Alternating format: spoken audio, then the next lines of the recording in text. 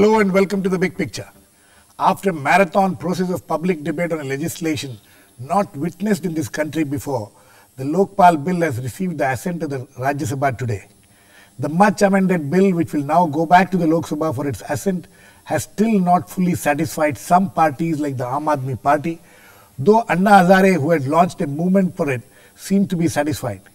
Some parties like the Samajwadi Party and Shiv Sena, which has opposed an institution like the Lokpal, however, stayed away from the House, ensuring that the bill is passed peacefully. Now, what next after the passing of this crucial anti-corruption law? How will this institution shape up and what are the roadblocks, if any, in it being established? What other laws need to be passed to ensure that the fight against corruption will be effective? We will discuss all this today with Prashant, Bhushan, Advocate Supreme Court and key member of the Aadmi Party, Arun, Bhagat, former Special Director, CBI, Anjali, Bharadwaj, Secretary of the National Campaign for People's Right to Information, and Sudhir, Kumar, former Commissioner, Central Vigilance Commission. Welcome to all of you. Prashant, Bhushan, the bill has finally been passed in Rajya Sabha just a few minutes back. You people still have reservations? Yes, we have very serious reservations. Even the bill as it has been passed today, though it represents an improvement over the original bill that was tabled by the government and passed in the Lok Sabha, but there are several very crucial shortcomings in this bill, as a result of which can you list out one, two, three? Will not be an effective institution. Firstly, just list the out. Lokpal has not been given it has not been given an independent investigative agency. It is forced to rely for its investigations upon government-controlled investigative agencies, including the CBI, which means that the same problems which exist today with the CBI investigations into corruption will exist even after that. Okay. The government has been saying that no, the Lokpal has been given some kind of supervisory jurisdiction over the CBI during its investigations into those matters. But that supervisory jurisdiction exists with the CVC today. That has not really helped that. Okay, what is the second? So long as the power of promotions, what are the transfers, postings, disciplinary control remain with the government, they are able to influence the CBI officers. Okay. Second problem is in the selection of the Lokpal itself. Okay. The selection is today dependent upon the political class, that is the Prime Minister, Speaker and Leader of Opposition. They are precisely the persons who are likely to be in the ambit of the Lokpal's investigations, and therefore if they are given the predominant power to select, then 3 out of 5 persons are these political persons who have the same vested interest to appoint weak and pliable people. We have seen that in the case of the CVC. We have seen that in the case of the National Human Rights Commission. Despite weak the and opposition pliable leaders. persons are appointed despite the presence of despite the opposition leader. Then the third problem is that it has not been given any financial autonomy. So therefore, their budgets will have to be passed by the government, etc. Then those out of the 3 things for which Anna had laid down the conditions when he broke his fast in August 2011, and which was unanimously accepted by Parliament at that time, that is, the Lokayuks would have to be set up in the states on the same lines, that Citizens' Charter would also be brought under the purview of the Lokpal, and thirdly, that all the government servants from top to bottom would be under the purview of the Lokpal. Out of these, the first 2 have clearly not been brought in this bill, and even about the third one, all public servants, it's a kind of hodgepodge where for Group C and D, it seems to have been given to the CVC. For Group A and B, it is with the Lokpal. Some kind of hybrid has been brought. Right. But even if we neglect that, once you do not have an independent investigating agency under the control of the Lokpal, it defeats the whole purpose of the Lokpal. Okay, Prashant. Mr. Arun Bhagat, Mr. Bhagat, you have followed this whole debate for the last so many time, so many months and years actually. You think that in the present form in which the bill has been passed, is it satisfactory? You think that the CBI will now be able to function independently under the Lokpal, but though people like Prashant Bhushan have serious reservations about it? You see, what I feel, it is a very good beginning. After all, this matter has been hanging it's being debated for such a long time. But at least we now see the sunlight, we now see the light and at the end of the tunnel, and we find that a beginning has been made. As far as institutions are concerned, I personally feel that they are as good or as bad as the persons who hold who are in charge, yes. who are in charge. Right. And therefore, it is for the persons who will be in charge to give it dimensions and make improvements in it, which I'm sure any government will agree to. Of course, there will be teething problems, there's no doubt about it. There will be a lot of teething problems, multiple agencies are involved. But I think it's a it has got a sound character, it has got a sound base, and I think this will do the country a great deal of good. So you don't agree with Prashant Bhushan's problem that the CBI will not be, the CBI or any investigating agency which is not free will not be able to do a justice to it? You see, that argument cuts both ways. Now, you can also say that the Lokpal can direct the investigation in a particular manner, which may not be fair or objective. So, I don't think so. I think this sense of balance, the sense of justice and the correct behavior, correct approach has to be developed in each institution. And I think the CBI has got it to a very large measure. Okay. Anjali, 2-3 things. Now, it's very interesting that Prashant Bhushan, all of you were together when this whole thing started, and then at some point of time you people had differences. But today when Prashant Bhushan, the Aadmi party, says that this bill is not going to do justice to the fight against corruption, it's very interestingly you people say that CBI should not be as independent as they demand. And why do you say that? Well, let me first say that I don't think we disagree with Prashant, where we are in total agreement that there needs to be a strong anti-corruption grievance redress framework, legislative framework in this country. Where we have had a slight difference of opinion has been whether all of it should be vested within a single Lokpal, within a single body or not.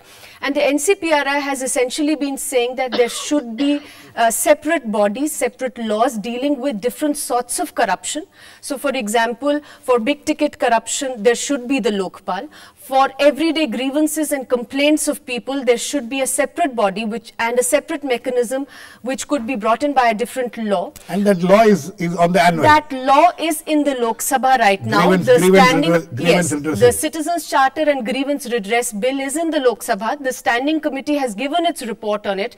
We understand it's supposed to be tabled tomorrow for discussion. We will see.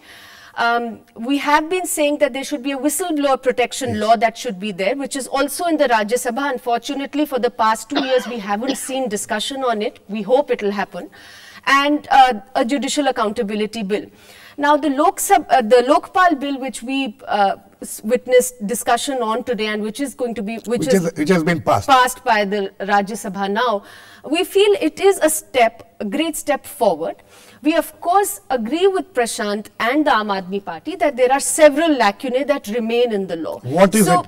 What is this main lacunae which you think still remains in the law? I think one of the biggest problems that still remain in the law is that while it says that within 1 year each state will have a Lokayukta, it still does not give the shape of the Lokayukta that will exist, which will essentially mean that the sort of many states already have Lokayuktas, which are also not very effective. So what they need to make some amendments to those laws wherever they think that wherever this national law is not suitable. What needed to be done, and I think that was a demand that went out from civil society, was that while a strong Lokpal is brought at the center, on exactly the same model, each state will bring in a Lokayukta. And I think that the bill has failed to deliver.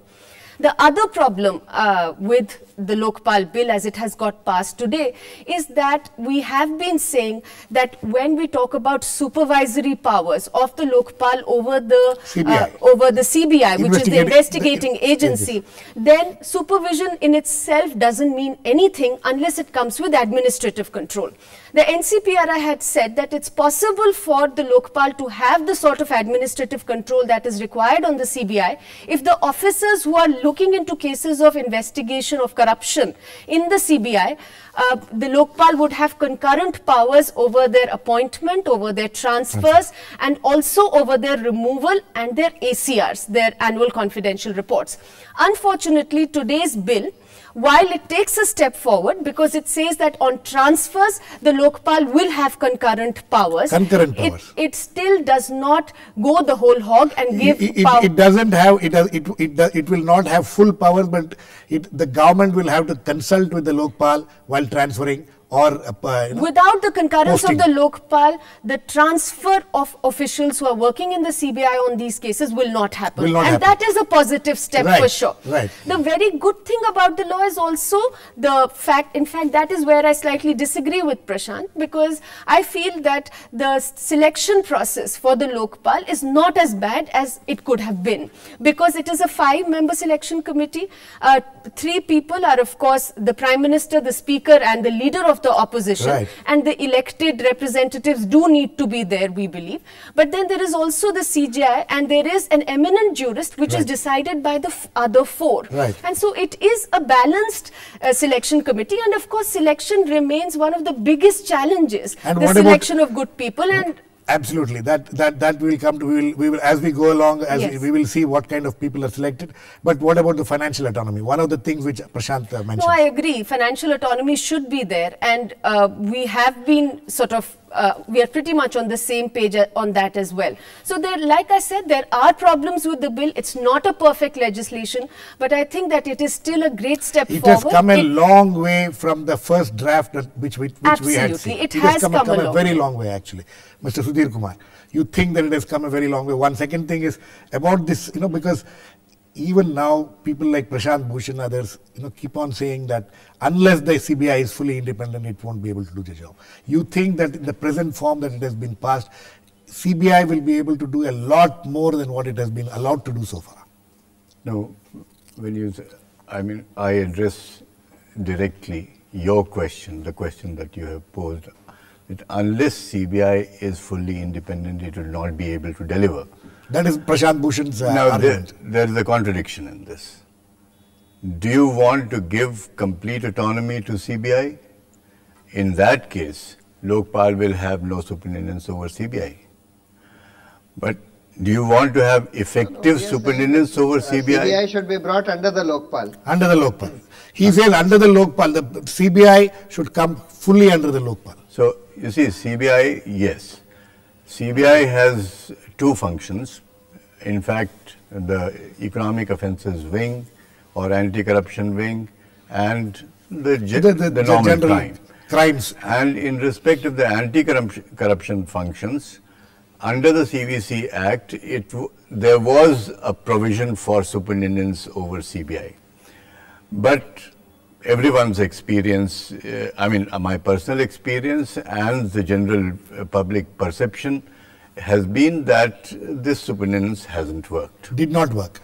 Didn't work. For what reason? Can you specify one or 2 reasons? It hasn't been clearly defined. There has been a problem that which arose from a situation which is similar to what you said earlier, that you see, on one hand you say that there is autonomy, there should be independence, there should be no interference in the anti-corruption investigation, and on the other hand you feel that there should be some kind of a superintendence. Now, how do you define this? You see, CVC let me try to understand what Prashant and Anjali, please tell me if I am right. They say that, if it comes under the Lokpal, it will go out of the control of the government, so it will become more independent. Do you think that? So that means that, Prashant Bhushan thinks that Lokpal will be more independent than, So there is a presumption that Lokpal will be very independent, that he'll be able to control the CBI. That is based on the general perception, and maybe it would be closer to the reality also, that the day-to-day investigation of the CBI is interfered with, that there is interference in that. Now, there is a presumption. There is the presumption. That's the general belief. And that needs to be averted. And now, Anjali, you think that now with whatever has been brought in now, that day-to-day interference will not be there? Well, what the bill provides for at the moment is a much better process for appointment of the director of the CBI. Exactly. It also provides, and I think what Prashant is also talking about, is the specific cases of corruption which need to be investigated. For those cases which are referred by the Lokpal to the CBI, for those cases, transfer of officials who are working, which is one of the big problems and which determines the autonomy with which the officers actually investigate and function, that transfer cannot be done without the concurrence of the Lokpal. So to that extent, it is going to be not such a major issue, transfer of officers. I mean, you see, internal functioning, in the internal functioning of CBI, it's very difficult for anybody to interfere. As you have seen. And you agree with Mr. Arun Bhagat, who says that, it's the person who is heading the institution who will actually be able to. You see, that this transfer issue has been highlighted in some of the recent cases. Exaggerated? Yes. You think that problem is exaggerated? That's not such a big issue. It's not a big problem. Prashant Bhushan, many people think that it is not a big problem. But by and large, don't you think that this bill which has got passed in Rajya Sabha today, which will go back to Lok Sabha probably day after tomorrow, is something which has come a very, very long way from the time when you people first met the group of ministers, you had those discussions. So don't you think that this is a good beginning? You can make amendments, there will be problems, but as we go along, we can make those amendments. Why take this rigid stand? You are taking a maximalist approach, and you don't want to let go anything. That is the charge against you. No, you see, let us understand what the essential concept of Lokpal was, that it would be an independent investigating agency to investigate cases of corruption, completely independent of the government, independent functionally, financially, as well as in terms of its appointments. Because what is the present system? Today, the CVC has supervisory jurisdiction over the CBI. CBI director's appointment is virtually the same as it will be after the Lokpal comes in. The Lokpal's appointment is similar to the appointment of the CVC. How do you say so it is why is the similar? CVC not able to control corruption? No, how do you say? Why is the CVC today not able to control corruption or not able to prevent the CBI from being influenced by the government? Okay. Reason is very simple.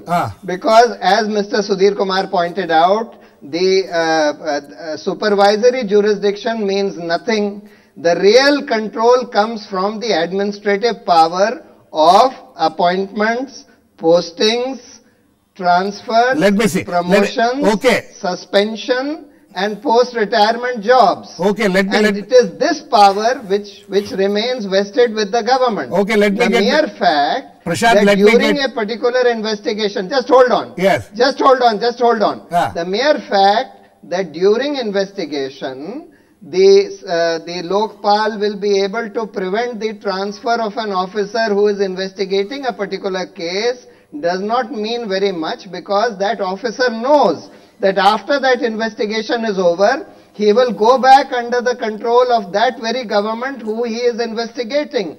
Those very people that he is investigating will determine his promotion, his suspension in future, his ACRs, his post-retirement jobs, everything will Prashant, be vested with the same people. Okay, Prashant, therefore, he knows that he can't go against their wishes. Prashant, let me get Mr. Arun. Mr. Arun Bhagat, these fears of Prashant Bhushan, are they well-founded? Well, I'm afraid not. I mean, if you start with the conclusion, presumption, that or the principle. No, I think it's more than a presumption. It's a conclusion. And that the government will always act in a vested manner. And the senior government authorities are all biased and cannot be trusted. I'm afraid that is not a correct attitude, or I mean, that's not right. It is not correct. The government has been elected. The government has good people. It has also got bad people, I do not deny that. But the fact remains that they have to be trusted. They have to be trusted. You can't say that just because the officers are under them, then where will it all end? So basic trust needs to be there. Okay. Yes. Okay, the basic trust needs to be there. Anjali, basic trust needs to be there in a system. If we go with the presumption that nobody is trustworthy, then we can't have a system functioning at all. Even the best Lokpal will not be able to function properly, independently. This presumption, you people seem to have gone away from this presumption, and you are willing to take a chance, see how it functions. If need be, let's have amendments later. Well, what the NCPRI has constantly said is that, of course, there are, there's no denying that there are corrupt people in the establishment, but there are also progressive elements. There is also no denying that. However, I think the important thing is that the whole demand for the Lokpal and the anti-corruption grievance redress machinery came from the fact that there was a need for an adequately empowered and independent body to investigate into cases of corruption. And the real test for this Lokpal is going to be whether it is adequately empowered and independent. Right. Now, I think one second. Financial autonomy, you don't think will that it doesn't have as much financial autonomy as some of you would want it? Do you think would come in the way of the functioning of the Lokpal? No, certainly. I think autonomy, when we talk about financial autonomy, is one of the issues, and there are other issues as well which we've been discussing. But yes, the NCPRI has never advocated for a totally autonomous, independent CBI or investigating body, because we do feel that the elected government has to be responsible, and Absolutely. We do feel that the elected government has a role to play. Yes. And if there are systemic problems, we cannot replace the system entirely with a new system. That is not likely to work. The problems in the system need to be understood and resolved. So the accountability is very important in a democratic form of government. Government needs to be accountable to Parliament. Who will be accountable if it's completely independent? That argument. One more thing I want you to address is, today during the course of the debate also in the Rajya Sabha, the left parties tried to say that these corporates have still not been brought into the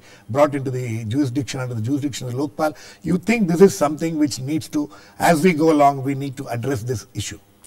Absolutely. I think that this is something that most people in civil society have been saying, that with the whole culture of corporatization, with the privatization that we are witnessing in the country, it's extremely important that not just the government, but even those who are now increasingly functioning on behalf of the government, whether it is through the PPPs or in any other manner, also need to be equally accountable to the people of this country. So I don't think that there is any argument on that. Let me also But why is there not much emphasis on this? Prashant Bhushan, I'll just get Prashant also on this. Prashant, then even now when I asked you to tell me what are the issues about which you have a problem with the present law which has been passed in Rajya Sabha, you did not list out the issue of the corporates, being involved, being brought into the jurisdiction.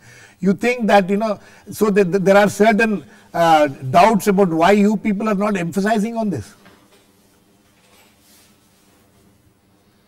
You see, we have always been saying that corporates in their dealings with the government, or wherever there are public-private partnerships which involve obviously dealings directly with public sector organizations or with the government, or wherever private organizations are being made to perform the role of the government, In all those cases, those corporate bodies must come under the purview of the Lokpal. Right. But so far as private corporates are concerned, in their purely private or personal dealings, if they are cheating their shareholders, etc., it is not necessary that those aspects of all corporates should be with the Lokpal. That's been our view from day one. Okay. Mr. Bhagat, coming to you. There is this the leader of opposition in the Rajya Sabha was mentioning today during the debate that the search and seizure procedure should be there for the investigating authorities. They should have the full authority to go for search and seizure. You think there is any lacuna in this on that issue? Well, frankly, when after a case is registered, the police and the investigating agency, whether it's the CBI or it is the state police or wherever, they do have the powers. So I do not understand this authority or this special privilege which is asked for. Maybe it was in some context which the leader of the opposition said, and I'm not aware of the context. Okay. Mr. Sudhir Kumar, one more issue is that the officer who is suspected to be corrupted, things like that. There was this provision that he should be given a show cause notice. Now I think that provision has been removed. There will be no show cause notice. Directly prima facie case is established. You think that there will be a problem with that? No, I don't think there will be any problem. If you see, cases are sort of processed expeditiously, there shouldn't be any problem. The main problem that was being talked about was joint secretaries and above cases, which there was a certain protection which had been provided under the Delhi Special Police Establishment Act, and which had become quite somewhat retrograde because it was being used to delay matters. Yep. And that provision doesn't exist anymore. Yeah, but I would also like to comment on a few more things. You see, the selection process or the appointment process for the Lokpal and the appointment process for the director CBI. You see, in a democratic setup, possibly this is the best option that we have. It can be improved upon, but you see, a review would possibly take place after 5 years because it's still very confusing. So you think that the selection procedure adopted now, yes, both in the case of appointment of the Lokpal and the CBI director, is satisfactory? The selection committee which has been constituted has been more broad-based now, but then the pool of officers will remain the same. Ultimately, yes, Anjali, last words to it very quickly. So you think that with this law coming into force, this is not something which will completely be able to combat corruption. You think that these three other laws are very important. Absolutely. In fact, that's what I wanted to say, that to us, the Lokpal has never been the single silver bullet. Yes. We have been saying that the Lokpal is extremely important to handle cases of big ticket corruption. But what is equally important for the common citizen of this country, if not more, is an effective system to redress their complaints, everyday grievances, those 100 rupees that they have to shell out every day they want to get their little cards. I think it's extremely important that while the Lokpal bill is passed, simultaneously, the grievance redress bill, the whistleblower bill are debated, improved upon and passed, and the judicial accountability bill as well. I think on that note, we need to end. We will wait and watch. There are only four days left for the session, the present session to end. If it will be extended also, there may be a possibility, but we will see if these other things, other bills, important bills which Anjali was mentioning, will be passed in this session or not. But a good beginning has been made after a lot of trauma which this country witnessed about this bill. Finally, the bill has been passed in Rajya Sabha. Thanks to all my guests, Mr. Arun, Bhagat, Prashant, Bhushan, Anjali, Bharadwaj and Sudhir, Kumar. Please keep watching. We'll come back with another issue on The Big Picture, same time tomorrow.